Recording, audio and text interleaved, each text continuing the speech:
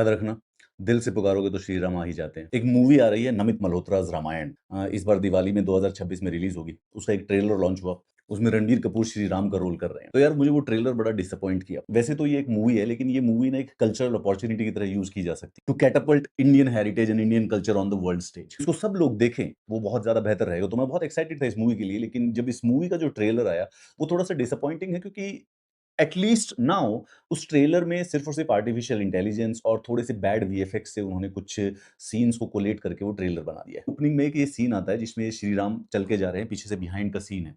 Now ये probably AI से generated है। इसके अंदर 2-3 कमियां हैं। जैसे ये जो बच्चा है, ये नमन कर रहा है श्री राम को, लेकिन राम जी गुजर चुके हैं, लेकिन उसके बावजूद भी ये कैमरे की तरफ नमन कर रहा है। There is a huge possibility कि इसको एआई से जनरेट किया गया है। एआई से नहीं जनरेट किया गया है तो जो वीएफएक्स है उसके अंदर काफी ज्यादा कमी है। उसके बाद जो इसके साथ मुझे सबसे मेजर प्रॉब्लम लगी, ये जो लंका के जो सीन है, रामायण के ऊपर जो भी कोई क्रिएशन की जाए, चाहे वो मूवी हो वो सीरियल हो, उसके अंदर वो भारतीयता, वो जो इंडियननेस है, उस टेक्स्ट की जो कोर कनेक्शन है लैंड के साथ, वो होना बहुत जरूरी है।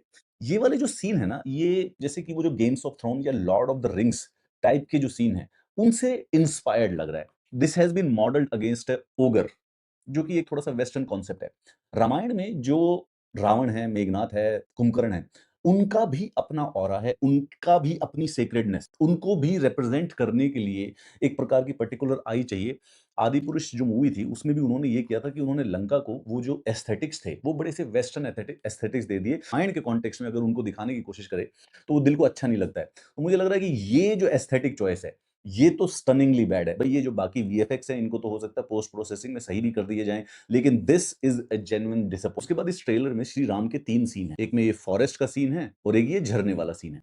इन तीनों सीन के साथ समस्या ये है कि ये शायद लोकेशन पर शूट नहीं किए गए, ग्रीन स्क्रीन पर शूट किए गए। जो सीन जो होता है, जो सिर्फ और सिर्फ ग्रीन स्क्रीन पर शूट किया गया है, उसके अंदर कभी भी डेप्थ नहीं आती। तो जब डेप्थ नहीं आएगी, तो जब हम सिनेमा हॉल में बैठे होंगे, तो वो जो सीन है वो थोड़ा-सा प्लास्टिसिटी का वाला लगता है। उसके अंदर मूवी देखते वक़्त बहुत ज़्यादा ज़रूरी है कि जो मूवी की वर्ल्ड होती है, उसमें ऑडियंस के अंदर खींच लिया जाए। People should feel part of that world. और जब वो कंप्लीट प्योर, जैसे इसको एक असली इंडियन फॉरेस्ट में भी शूट किया जा सकता था, लेकिन क्योंकि वो सिर्फ़ और सिर्फ़ टोटल वीएफएक्स है, पीछे से सिर्फ़ और सिर्फ़ ग्रीन स्क्रीन के अंदर वो शूटिंग की गई है, तो उसकी वजह से there is a two dimensionality, एक टू डायमेंशनैलिटी है उस सीन के अंदर। ये एक एक्शन सीन है, 2 सेकंड के एक्शन सीन में 5 कट है और again inspired by probably western movies. इसके अंदर ये वाला जो सीन है वो क्लैरिटी से बताता है कि शायद ये सीन एआई के द्वारा जनरेटेड है। अगर आप इस सीन को देखेंगे, तो यहाँ पर जो पीछे जो सैनिक खड़े हुए हैं, उनके देखने की डायरेक्शन ही कहीं और है। उससे पता चलता है कि बनाने वाले ने वो जो डिटेलिंग पर ध्यान